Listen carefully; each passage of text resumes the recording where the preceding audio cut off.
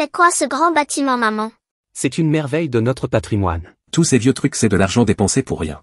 Y a pas des choses plus importantes à s'occuper?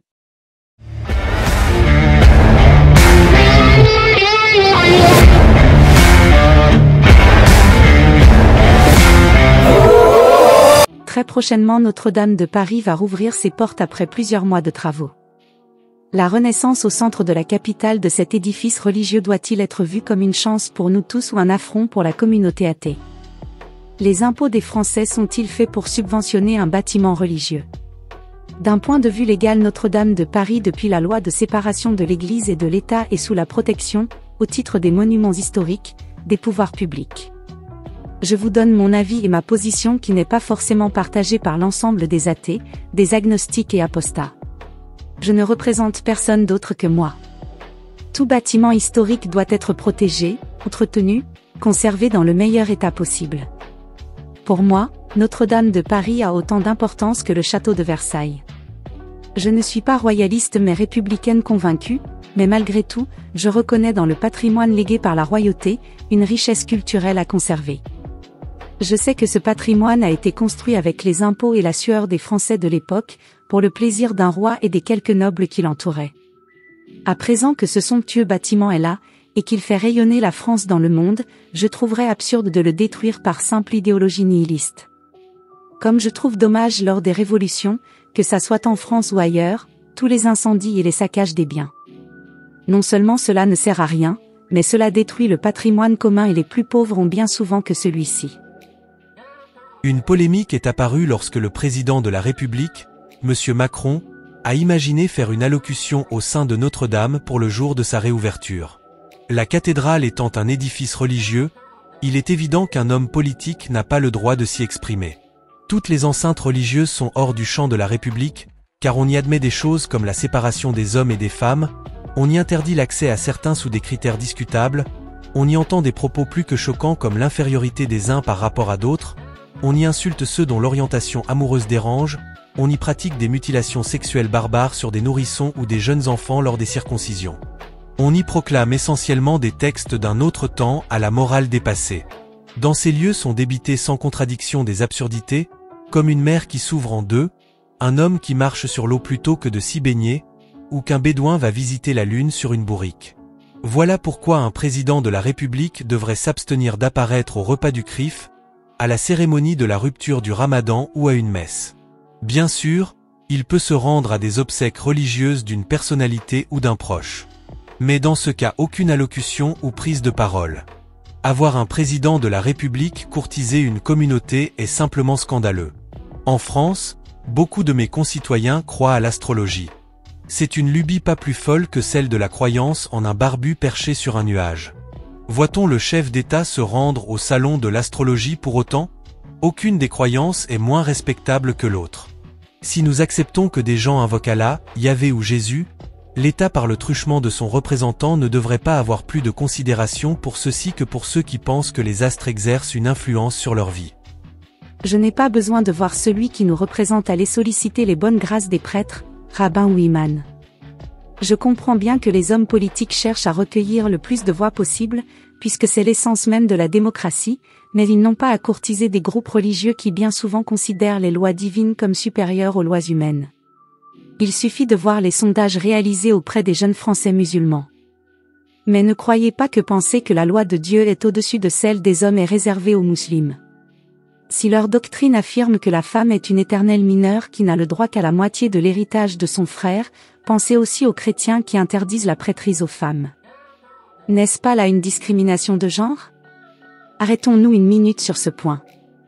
Est-il envisageable qu'un club de sport ou une quelconque organisation puisse en France interdire le poste de président ou d'encadrant à une femme, sans que cela fasse scandale avec des gros titres dans les journaux? Pour les juifs, il en est de même pour ce qui concerne l'égalité des sexes, et on ne voit pas de femmes devenir raves, mis à part pour un courant libéral ultra-minoritaire. Et si les religions se sont soumises aux lois d'égalité des individus, cela s'est toujours fait sous la contrainte, et parfois même dans la violence comme lors des inventaires des biens ecclésiastiques. La République a été obligée de faire donner l'armée ou les gendarmes pour que messieurs les curés rentrent dans le rang. Auparavant, les Juifs avaient été soumis au Concordat par Napoléon.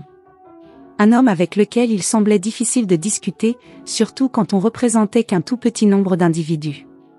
Faudra-t-il user de la force ou de la persuasion auprès des musulmans pour les faire rentrer pleinement dans la République? C'est à eux d'en décider. Notre président, M. Macron, a voulu courtiser les catholiques en utilisant la réouverture de Notre-Dame comme d'une vitrine. Le pape a décidé de ne pas venir, mais d'aller visiter l'île de Beauté quelques jours plus tard. Je ne sais pas comment cela se nomme en langage diplomatique, mais dans le langage des jeunes, on appelle ça se prendre un vent. Que vous ayez voté ou non pour notre représentant, le pape a eu une attitude de dédain pour le peuple français en snobant Paris, capitale de la France.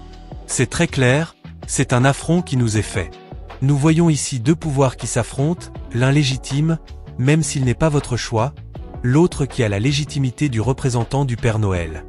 Même la temporalité qui régit les deux institutions sont très différentes. Les politiques ont une vision et une échéance à valeur de mandat, 5 ans ou 7 ans, guère plus, alors que les autres tendent vers l'éternité. N'oublions pas aussi que ce vieux monsieur en blanc a été élu par des vieillards et en secret, et qu'il s'imagine être l'égal d'un président élu par une majorité de Français. Dans tous les cas, il faut se souvenir que les courbettes faites aux religieux sont inutiles, ils ne reconnaissent que l'autorité d'un hypothétique Lascar vautré dans un fauteuil céleste. Les religieux, quelle que soit l'époque ou la contrée, cherchent invariablement à prendre le pouvoir ouvertement ou en sous-main. Le chef de tribu de la plus petite peuplade a toujours été flanqué d'un mage, d'un prêtre ou d'un sorcier, dont la fonction première est de certifier que le dirigeant a été choisi par Dieu, pour exercer le leadership sur le groupe. L'intronisation est de son ressort. En échange de la protection divine qu'il certifie, il a l'oreille du dirigeant. Excommunier un roi était chose courante naguère si celui-ci cherchait à s'émanciper de la tutelle des prélats. Cela s'est vu à toute époque et dans toutes les contrées. Parfois les religieux arrivent à diriger directement, comme à l'heure actuelle en Iran ou en Afghanistan, où ce ne sont pas les présidents de la République islamique qui décident quoi que ce soit, mais les mollahs. On connaît le résultat. Dans l'histoire de France, nous voyons lors du baptême de Clovis, que c'est l'Église qui a choisi le souverain, idem pour les Normands qui ont dû se faire chrétiens pour gouverner les contrées qu'ils avaient conquises. Henri IV a renoncé au protestantisme pour pouvoir être reconnu comme roi de France. Les exemples sont multiples. Les serments qui accompagnent les investitures dans bon nombre de pays se font sur un livre saint. On jure d'être le meilleur des rois, des présidents ou des dirigeants sur la Bible, le Coran ou la Torah. Parfois cela va encore plus loin, par exemple on ne peut être élu président de la République algérienne si on n'est pas musulman. Certains ont cherché à contrer cela, comme en Angleterre, où la religion a été soumise à la domination royale. Ainsi est née la religion anglicane, l'Église sous les ordres du roi. On dit souvent des religions qu'elles sont des autorités morales. Et toute autorité veut étendre son pouvoir. Dans la course à la puissance et à l'hégémonie, les religieux n'ont jamais été en reste. Si vous leur laissez la moindre opportunité de prendre les rênes du pays, ils le feront, soyez-en sûrs. Ils ont une arme absolue, un argument massu, c'est Dieu qui le veut. L'attitude qui convient de tenir face à eux est celle d'un Napoléon, d'un républicain de la Troisième République, d'un Jules Ferry ou d'un Aristide Briand, le père de la laïcité. Le gouvernement ne doit pas s'inquiéter de l'avis de tel ou tel, selon sa religion. Ou alors il faut qu'il s'intéresse à ceux qui pensent que les extraterrestres existent ou à ceux qui ont peur des fantômes, et encore pour la probabilité de l'existence des extraterrestres, celle-ci est non nulle.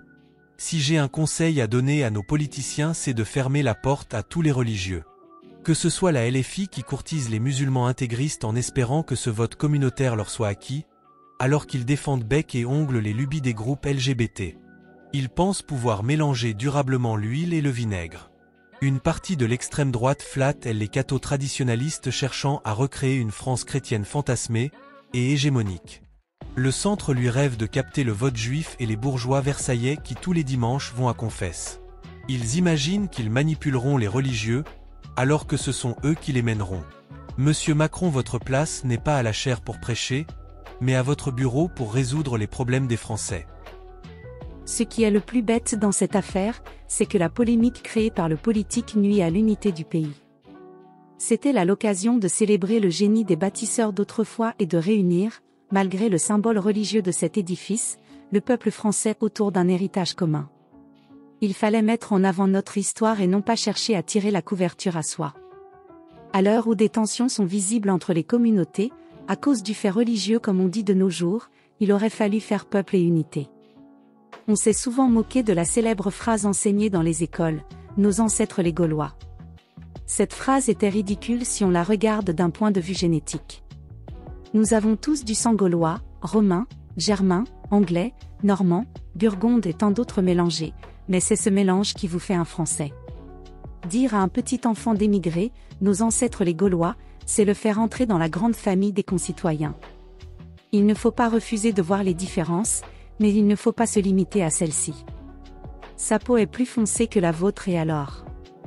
Le général Dumas était noir et son petit-fils fait briller la culture de la France dans le monde entier. Et quand un Américain va voir les Trois Mousquetaires au cinéma, il ignore tout de l'écrivain, et il pense peut-être que c'est le fruit de l'imagination des studios d'Hollywood qu'il regarde. Dire à un immigré que nous avons les mêmes aïeux, c'est lui offrir la même paternité et donc en faire son frère, et si ce n'est pas de sang, au moins de cœur. À lui de faire le dernier pas vers nous pour s'intégrer dans la famille en renonçant à la primauté de son Dieu sur la République. Notre-Dame de Paris trône au milieu de la capitale. Le kilomètre zéro de la France part de son parvis. L'histoire du peuple de France s'est jouée dans les quelques kilomètres carrés qui l'entourent. C'est indéniable. C'est notre héritage, nous avons aucune fierté et aucune honte à le reconnaître. Mais notre héritage, c'est aussi celui de la laïcité. Cette chance unique de vivre dans une société où Dieu doit rester dans les lieux de prière. Nous savons tous que si nous laissons les religions prendre trop de place, nous arrivons à des catastrophes. Le pouvoir religieux veut toujours tout le pouvoir. Ce ne sont pas des vieillards à moitié séniles, enfermés dans une pièce, qui décident en secret pour nommer leur chef comme le fait la papauté, qui doivent nous donner une quelconque leçon. Une dernière polémique a vu le jour sur le fait de faire payer ou non la visite de la cathédrale aux touristes. L'évêché nous dit que ce n'est pas possible puisqu'il faut que l'accès soit libre pour ceux qui voudraient venir prier. L'argument peut s'entendre. Pourtant, si vous désirez visiter le cloître du Mont Saint-Michel, l'entrée y est payante, alors que des moines y demeurent encore. Dans bon nombre de pays, il en est ainsi. En Espagne ou au Vatican, une piécette vous est demandée. Second point, pour éviter la surfréquentation, il faudra s'inscrire en ligne pour réserver. Donc, pour votre envie de prier, il vous aura fallu aussi le prévoir. L'argument du libre accès tombe.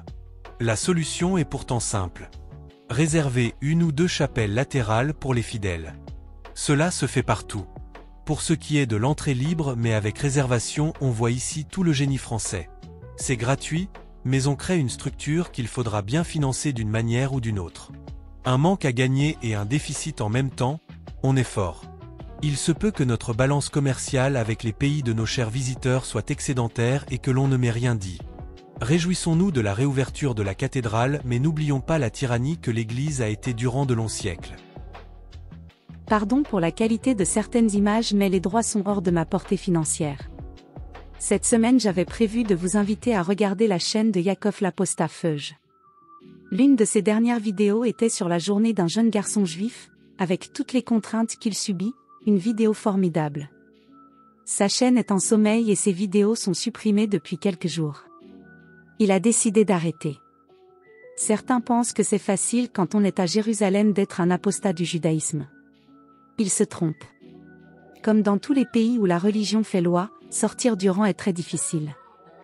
En France, nous avons la chance de la laïcité. Ne la perdons pas. Il avait eu la gentillesse de regarder ma vidéo sur le peuple élu et nous avions un peu échangé.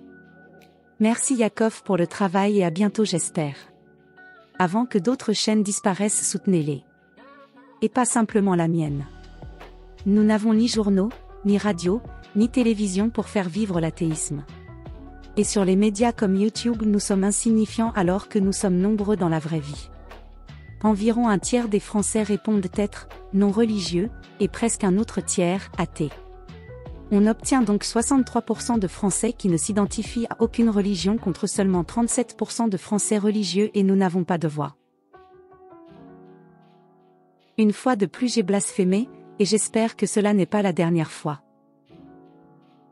Si vous voulez encourager notre travail, un pouce, un abonnement, un partage, un commentaire, voilà ce qui nous aidera.